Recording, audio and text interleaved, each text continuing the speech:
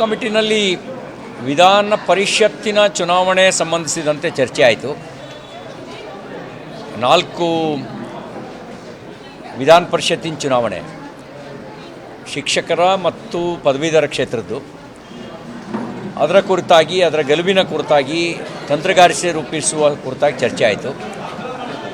ಶಿರಾ ಉಪಚುನಾವಣೆ JDS ಜೊತೆಗೆ ಸಮನ್ವಯ ಸಾಧಿಸಿ NDA ಅಭ್ಯರ್ಥಿಯನ್ನು ಅಲ್ಲಿ ಸ್ಪರ್ಧೆ ಮಾಡಿಸಿ ಗೆಲ್ಲಿಸಬೇಕು ಅನ್ನೋದ್ರ ಬಗ್ಗೆ ಚರ್ಚೆ ಆಯಿತು.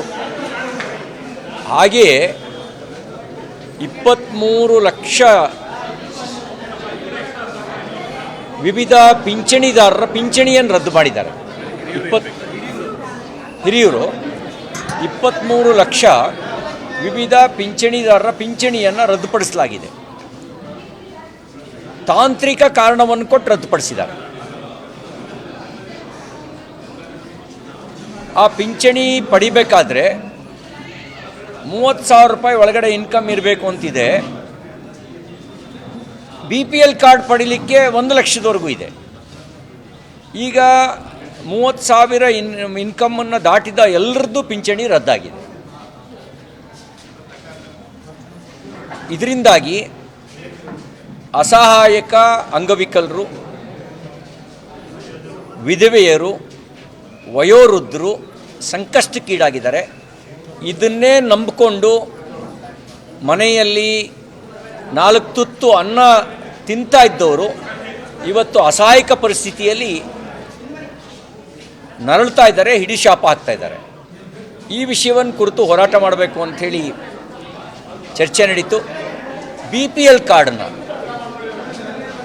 ಅವೈಜ್ಞಾನಿಕವಾಗಿ ರದ್ದುಪಡಿಸೋ ಕೆಲಸ ಮಾಡಿದ್ದಾರೆ. ಬ್ಯಾಂಕಲ್ಲಿ ಸಾಲ ತಗೋಬೇಕು ಅಂದರೆ ಇನ್ಕಮ್ಮು, ಸಿಬಿಲ್ ಸ್ಕೋರು ಕೇಳ್ತಾರೆ. ಆ ಸಾಲಕ್ಕಾಗಿ ಸಿಬಿಲ್ ಸ್ಕೋರ್ ಜಾಸ್ತಿ ಮಾಡ್ಕೊಂಡವನು, ಇನ್ಕಮ್ ಜಾಸ್ತಿ ತೋರಿಸ್ಕೊಂಡವನು ವಾಸ್ತವಿಕವಾಗಿ ಅವರು ಒಳ ಮೀಸಲಾತಿ ಕುರಿತಾಗಿ ಅವ್ರ ಬಾಂಡ್ ಪೇಪರ್ನಲ್ಲಿ ಅಫಿಡವಿಟ್ ಕೊಡಬೇಕಾಗಿದೆ. ಇದೆಲ್ಲವೂ ಅನಗತ್ಯ ಶೋಷಣೆಗೆ ಕಾರಣ ಆಗ್ತಾ ಇದೆ. ಸರ್ಕಾರ ತನ್ನ ಖಜಾನೆಯನ್ನು ತುಂಬಿಸ್ಕೊಳ್ಳೋಕ್ಕೆ ಬೇರೆ ಬೇರೆ ಮಾರ್ಗವನ್ನು ಹಿಡಿದಿದೆ. ಅದರಲ್ಲಿ ಕ್ಯಾಸ್ಟ್ ಸರ್ಟಿಫಿಕೇಟು ಒಂದು ಮಾರ್ಗ, ಇನ್ಕಮ್ ಸರ್ಟಿಫಿಕೇಟು ಒಂದು ಮಾರ್ಗ, ಅದಕ್ಕೆ ಅಫಿಡವಿಟ್ ಕೊಟ್ಕೊಳ್ಬೇಕು ಅನ್ನೋದು ಒಂದು ಮಾರ್ಗ. ಪಿಂಚಣಿಯನ್ನು ಕೊಡೋಕ್ಕಾಗದೇ ಇರುವಂಥ ದುಸ್ಥಿತಿ ಸರ್ಕಾರಕ್ಕೆ ಕಾಡ್ತಾ ಇದೆ.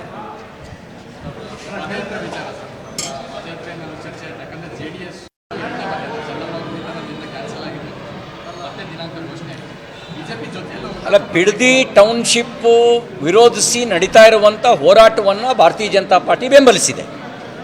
ಇನ್ನು ಪಾದಯಾತ್ರೆ ಕುರಿತಾಗಿ ಅವರು ಕುಮಾರಸ್ವಾಮಿಯವರು, ಜನತಾದಳ, ನಮ್ಮ NDA ಪಕ್ಷ ಮಿತ್ರ ಪಕ್ಷವೇ ಆಗಿರೋದ್ರಿಂದ ಅವ್ರ ಜೊತೆಯಲ್ಲಿ ಸಮಾಲೋಚನೆ ನಡೆಸಿ ಏನು ಮಾಡಬೇಕು ಅನ್ನೋದನ್ನು ರಾಜ್ಯಾಧ್ಯಕ್ಷರು ಮತ್ತು ವಿಪಕ್ಷ ನಾಯಕರು ಅವ್ರ ಜೊತೆ ಚರ್ಚೆ ನಡೆಸಿ ನಿರ್ಣಯ ತಗೊಳ್ತಾರೆ.